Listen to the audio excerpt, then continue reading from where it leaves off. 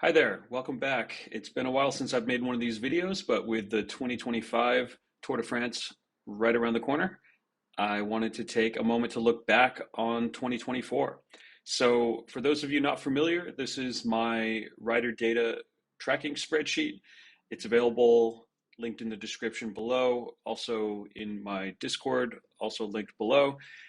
It's updated each day with data that I capture from the official fantasy game website and then tabulated in this main totals tab so I can manipulate it however I'd like.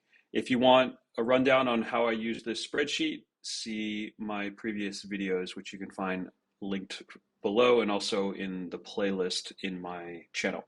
So, with that, I want to do a brief overview before I jump in. So I've got riders on the left. You can see their cost in terms of stars. This is like effectively their salary in the fantasy game, and then how they're classified: leader, all-rounder, sprinter, or climber.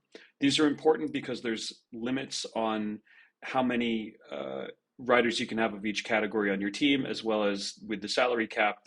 That obviously limits how many uh, valuable riders you can have on your team. And so the lesser valued riders end up having a disproportionate effect on your overall score. Hence why when I look at the performance, I don't just sum up the total points earned. I also look at the points per cost. So anytime in any of these columns over here where you see points per cost, that really just means the points that they earned in this whatever particular category divided by this cost. So Tadej Pogacar was the most expensive. He cost 25 stars. So even though he scored the most points, if you divide that by his cost of 25, he was actually only the fourth most efficient rider. He was the first in terms of total points, but fourth in terms of overall points. But that said, my first takeaway here, Tadej is king. He was far and away the highest point scorer. And this is important because even though you could, in theory, put together a team that was only riders that were more efficient than him, hypothetically, let's say that he scored fewer points or he cost more, and you only looked at other riders in terms of their points per cost, you still need those raw points. And just taking away these 3,971 points on offer, not to mention the bonus points that you'd get if he was your stage winner bonus every day. So that's 5,974 if you had selected him as your road captain for each stage. That's just too many points for anyone to make up. And so pretty much everyone that did well in the fantasy league had Tadej Pogacar from day 1 to day 21. And that is something that I'm not sure if it'll change for this year because the parkour profile is a little bit different. There's going to be more sprints in the first week. But in any case, Tadej Pogacar is the most prevalent point scorer in the history of the game, in my opinion. Next takeaway I want to talk about is that early success really carries over to the final result. So in particular, I want to look at two guys, Frank Van Den Broek and Jonas Abrahamsen. I'm a little bit proud that I predicted that Jonas Abrahamsen was going to be the most undercosted rider in the entire tour. And in fact, it turned out for that to be the case. If I look at points per cost, you can see that he's the top of the list, and it's nowhere close. The second most efficient rider was Remco, third, Frank Van Den Broek, fourth, Pogacar, I mentioned. But if you look at this points per cost, he scored almost double what second place in the list scored. So Jonas Abrahamsen was unbelievably undercosted at 7 stars. He should have been costed more. I identified this correctly, put that advice in my videos. A lot of people did well as a result of that. Unfortunately, I didn't have the guts to actually select him on my team. So more about that in a later video. But Tadej's king, and Jonas is, as we refer to him in our Discord, the GOAT. He just kept on surprising us every stage, and we learned to never question him. So with him being injured running into this year's tour and him priced a little bit more, he's at 10 stars this year. I'm not 100% sold, but for last year, he was the GOAT. But importantly, he scored a majority of his points early on in the tour. You can see that he scored a huge amount of breakaway points, And then as a consequence, he was high up in the yellow, green, and polka dot jerseys for the first few days. And he held the polka dot jersey for, I want to say like 10 stages or something. And so he racked up a ton of extra points just by the nature of his position in these jersey competitions. And importantly, and this carries over a lot to this year's tour, with not too many mountain stages in the first week. In fact, I think the first mountain stage is like stage 10 or 11. It's going to be relatively easy to be holding the polka dot jersey or at least very high up in that competition, despite uh, any given rider in that competition not really being a true climber, because there's only going to be small climbs on offer, but still, it doesn't matter if you climbed over a giant mountain pass or whether you climbed over a little hill. If you're in the top of the standings, you get to wear the polka dot jersey, and as a consequence, you get 30 points every day. So that's that's something that we want to be on the lookout for, and it means that if someone shows themselves in stage one, a pure sprint stage, we think someone shows themselves as being very motivated to go into those breakaways to grab those few polka dot points on offer, we're going to want to pick them up right away. Maybe stage after stage one, before stage two, pick them up. And one of the examples I want to point out from last year is Frank Vandenbroek. Now, Frank was not in as many breakaways as Jonas Abrahamsen, but he was still in a lot. You can see he was in the head of the race for 363 kilometers. That correlates to 363 points here. But he was under 25, so he got some white jersey points. But the same thing applies here, where because of his second place finish on stage one and a couple other finishes that he made over the course of the tour, you can see like in total, he only earned 182 points for stage finish, and 150 of that was stage one. So he really did not finish in the front of the race very much at all after stage one. But because of stage one, because it put him so high up in the white jersey competition, the yellow jersey competition, and the green and polka dot as well, he ended up being a very valuable point scorer. He was the third most successful or most efficient point scorer. And you'll see in my next video where I go through the winning teams in the fantasy league day by day, people who correctly guessed to put Frank and Jonas on their team for stage one, they ended up winning or doing very well in the league. And so that's something that we're going to hopefully try to replicate for this year. It's unfortunate that breakaway points matter so much, but because they do, we got to guess correctly ahead of the tour. We got to guess who's going to be in that day one break. Even if they're not going to win the stage like they did last year, we want to guess that correctly so we can get those free points. And if we don't guess correctly, we want to have the moves already planned for who we're going to drop to pick up one of those cheap riders that's going to be in the breaks every day. And hopefully we'll be able to figure that out based on who goes for the break on day one, despite the fact that it's likely to be a sprint finish. So those are two big takeaways. Moving on, I also want to point out how the white jersey competition ended up mattering quite a bit. So if we look at the top point scorers overall, you can see that a few near the top, and especially those that are classified as leaders, I'm talking Remco and Carlos, they are scoring as many points as they are in large part because they get these white jersey points for free, so to speak. Remco didn't go to the tour to target the white jersey. He went to try to win. I mean, I think he had realistic expectations of his chances there, but he's going for the yellow jersey. And if you're winning the yellow jersey competition against everyone except for Jonas Vingegaard and Tadej Pogacar, well, you're going to hold the white jersey. And that's what he did for much of the tour. And that had a huge impact. In fact, you can see that because of this, he ended up being the second highest point scorer and second most efficient point scorer. And a large part of that is because he picked up these white jersey points for free. So in fact, it's so important that in my 2025 spreadsheet, next to every single rider, I have a column here identifying whether they're eligible for the white jersey. And it just adds up. If we look at Matteo Jorgensen, he's far and away the highest scoring domestique. And a large part of that is because he was getting these 332 white jersey points for free, so to speak. It's also worth noting that some of I'm already getting onto it with Matteo Jorgensen, but some of the riders who you wouldn't expect normally to do so well, Domestiques, or even some cheaper breakout riders, they were able to earn their worth through these extra white jersey points. I'm talking Ben Healy, I'm talking even, Ilan Van Wilder, let me find him real quick. Here we go. Ilan Van Wilder, he didn't end up scoring that many points overall, but he was very, very efficient in terms of scoring jersey points because anytime he was high up in the yellow jersey, he was also high up in the white jersey. And he scored, almost a third of his points overall just from his position in the white jersey. But also Javier Romo is someone, of course, we got to talk about. Where is he? Javier Romo. Here we go.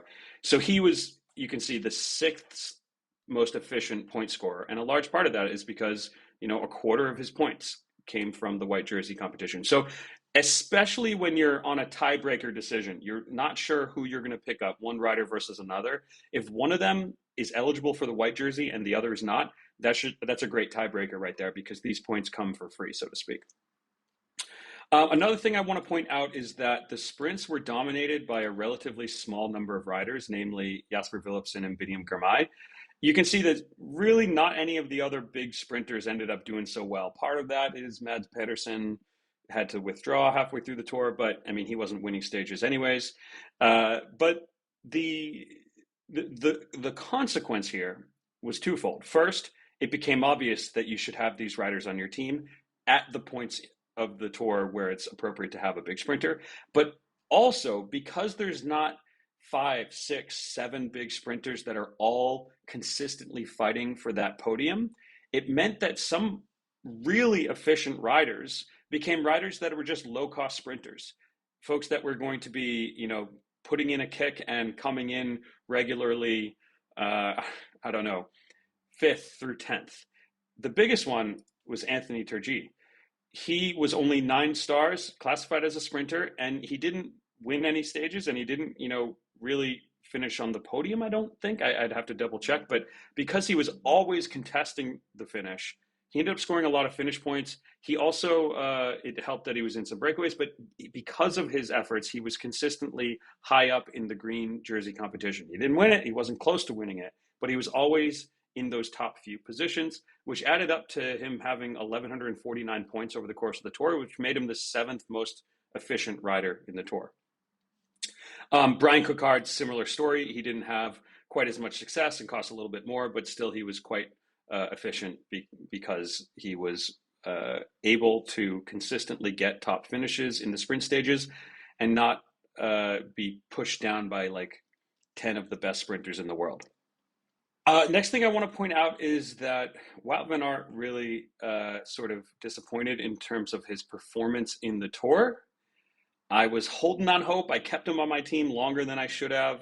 But despite that, he still was the 12th highest point scorer. This guy, he can score points on any stage. And especially when his team doesn't bring another sprinter that he needs to support, like is the case with Mathieu Van Der Poel, Wout can just randomly score points, even on days where he's not trying to, win the whole stage. He'll just, he's there, might as well kick and come in 6th on the stage, right? And then, of course, he has the ability to win on any parcours if he's on his day and if he makes it his objective. So Wout Van Aert, you should never underestimate him. This year, he's a little sick, supposedly. That's why he missed the Belgian championships ahead of this year's tour. But it's going to take a lot for me to convince myself not to have him on my team just because he's historically such an efficient point scorer. I want to contrast this very specifically with a different rider who's also who's often compared directly to Wout Van Aert, and that is our friend Mathieu Van Der Poel. Terrible. He was 69th in terms of overall points scored, and that included half of his points coming from a couple breakaways. 113th in terms of points per cost, and that includes, that's comparing him to all riders, including folks that didn't finish the tour. Look at how many people ahead of him dropped out. Mads Pedersen only finished 7 stages, and he scored more points than Mathieu Van Der Poel. So Mathieu Van Der Poel is almost always the worst performing fantasy rider relative to their own strength and fame. So he's always costed very high because he's one of the best riders in the world. And if he makes it his objective, he could win quite often. The problem is that, first of all, he's just established that the Tour de France isn't a big career objective for him. Second of all, he's on a team with Jasper Philipsen, and he's often the last man leading out Jasper Philipsen. So that just erases a whole bunch of stages from that are possibilities that he could potentially win in a bunch sprint or at least do well, that he's just not going to contest. He's going to sit up after dropping off Philipsen a couple hundred meters from the line. Um, it's just really baffling with him. If you could correctly predict in 2021 to put him on your team, yeah, he did well for the first week in 2021. He had that, there was that, all that fanfare about him wearing his grandfather's jersey, all that stuff. And he held the yellow jersey for maybe 5 stages or something like that. But that's only happened once. It might happen this year, but that's for another video. This video is about last year, and he did really horribly. So now we got to talk about breakaway points. So this is a little bit disappointing. I don't want to beat a dead horse, but the breakaway points system that was introduced last year totally warped this game and the strategy that you need to employ to win this game. Obviously, there are a bunch of riders that did really well, largely as a consequence of being in so many breakaways. People like Abrahamson, Lascano, even Carapaz in the end of the tour when he was going for the polka dot jersey, Madouas, Healy, Pacher, Johannesson, C-Rod, the other C-Rod, Gregoire, like all these riders are scoring tons of points because they're in the breakaways. And the point is that these riders would have been in these breakaways in previous years as well. They don't care about the fantasy game. They don't care about how many points they're getting in this fantasy game. They're doing that anyways. And in years past, participants in the fantasy game that picked up these riders were rewarded through their finish on the stage, through their intermediate sprint points, through the positions in the jerseys competitions, through their daily combatif award, etc. They were like, you were already rewarded for picking these riders. And then last year, on top of that, for every 1 kilometer that your riders go in the breakaway, you get a point. And so it totally warped the game. So if I go back to the main sorting by overall points scored, you can see that almost everyone was in a breakaway at some point. There's a handful of riders who weren't, but also many of the riders near the top were breakaway people. Abrahamson, Carapaz, Jorgensen, even Ben Healy, like Turgis, Badouas, Vandenbroek, all these riders are in the list of the top 15, 20 riders in the tour in terms of the fantasy game, simply because of these breakaway points. And it's too much. So importantly, if I select all of the riders, all the points earned by all riders, this bottom right-hand corner, you can see that's 19,173 points that were offered from breakaways. Well, if I compare that to yellow jersey points, it's more. Yellow jersey points were only 18,653. So you're telling me that in the Tour de France, where the objective is to win the yellow jersey or to finish in the podium, top 5, top 10, whatever, right? That's the most prestigious aspect of the Tour de France. Overall, the fantasy game is rewarding all participants in the tour fewer points based on the yellow jersey competition than the breakaway competition. And remember, most of these riders, just because you're in a breakaway all day, they didn't win. These were just people who were there. They could have been skipping their turns for 120 kilometers, and they still get 120 points, which is equivalent to like 3rd place finish on a stage. It's crazy. And in particular, if I look at stage 2, that was particularly telling because the breakaway won the stage. I think that was the stage Vokalon won. If we look at the total points earned for stage 2,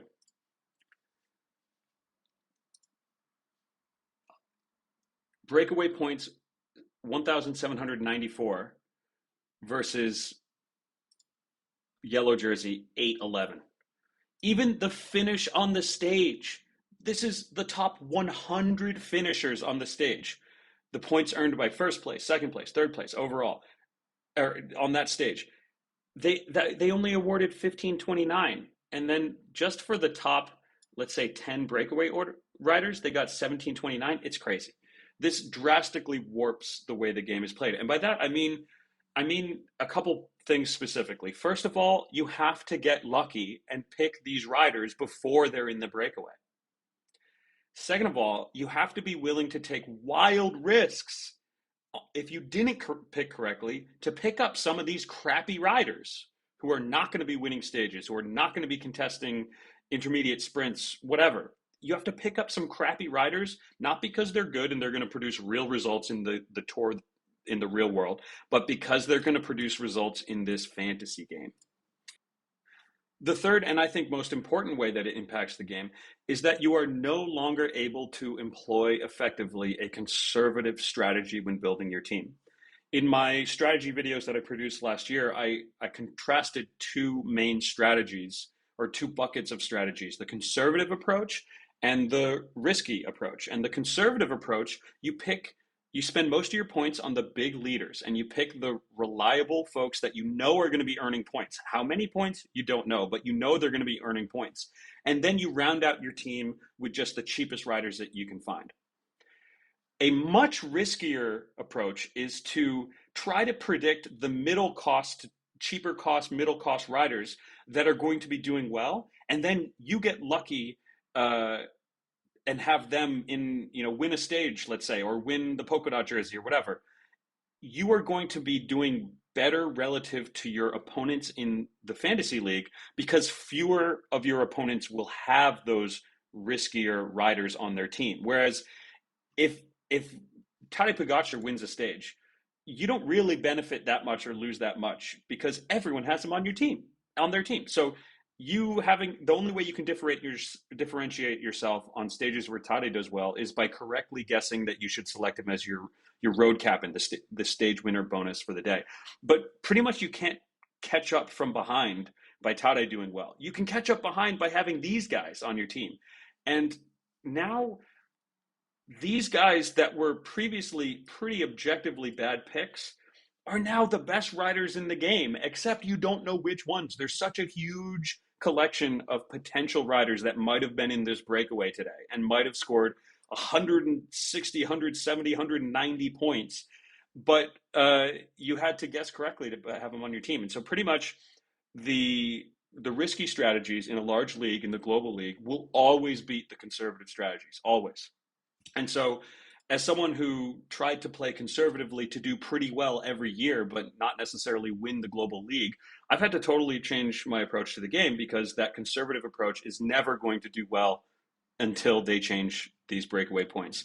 I've made several suggestions for how they could do that, splitting the points evenly amongst riders. So instead of 1 point multiplied by every rider in the break, maybe if it's a solo breakaway, give them the full 1 point per kilometer. If there's two, give them half or some smaller amount. And if it's 10, you split it 10 ways. And it's still giving some bonus, but it's not as consequential in the overall game. But that's, again, another topic, and I'll probably make a whole separate video about that. Because of everything I just mentioned, the cheaper riders were big difference makers, especially for the people who won the league. I've mentioned already the main ones: Turgis, Abrahamson, Van den Broek, Javier Romo, even Oliveira. Like, there was a bunch of others. If you were able to correctly identify that these guys were going to do well, or you were able to really quickly pick them up, you were quick to pick them up, knowing that they were going to continue performing well, at least in the jersey competitions where they've established a foothold. That was necessary to win the league. And the way I think about it is, instead of having 5 of your riders that are big point scorers and then 3 what I used to call throwaway riders, 3 minimum cost riders, 5 stars each. That was a conservative approach that I would often take in the past. Well, last year you could have all 8 people on your roster be big point scorers. And we saw that the folks that did well, they found a way to get a roster every day that was 8 people that were all going to be scoring some serious points. And that's something that we truly have not seen in the previous, 7 editions that I've been, or previous 8 editions that I've been six? I forget the how many years, but in all the previous editions of this game, we've never seen that as a possibility. You always had to have some throwaway riders on your team, or you were left with a bunch of middling riders that weren't going to consistently do well. And last year, that just wasn't the case. So largely that's due to the breakaway points, but all the other factors I mentioned as well. One final point before I close off this rambling video. We saw again last year that domestiques and even super domestiques were generally not worth it. There were a few exceptions. Um, Obviously, Yao Almeida was pretty high up in the points competition. You can see he actually wasn't so high up in the efficiency points per cost. But a big reason why some folks were able to pick him up was because he was classified as a climber and not a leader. A lot of certainly any of the super domestiques that are still classified as leader, you have to avoid them. You can't afford to be tying up one of your three leaders on those. But Matteo Jorgensen's another one because he was classified as a climber. But again, both of these riders had freedom to ride for their own results. Matteo Jorgensen almost won a stage. I was there. I saw him get caught by Poggi in the last 500 meters or whatever up to Iseran, or not Iseran, Isola 2000. But these guys were a bit of an exception. Mikel Landa was the next highest up, but again, because he's classified as a leader, you just couldn't justify tying up on tying up a leader slot in your team. And generally speaking, the big domestiques just didn't do well. These are exceptions, and even they were not worth picking up at any point in time, because if you can afford to spend, 16 points on a leader, you're probably better off throwing away one of your other expensive guys, picking up Benim Girmay, saving some points there because he was only 15 stars, and then picking up one of the top leaders, whether that was Carlos because he was eligible for the white jersey, or whether it was Jonas, and then the two big point scorers, Tadej and Remco. So with that, I think those are the big takeaways that I had just looking at the data from last year's tour. I've got a few other videos coming up where I'm going to talk about 2024 results. I'm going to look at my team as well as the top teams. But then after that, it's right into looking at the riders and rider evaluations for the 2025 Tour de France. So stay tuned for a bunch of videos this week. All right, take care.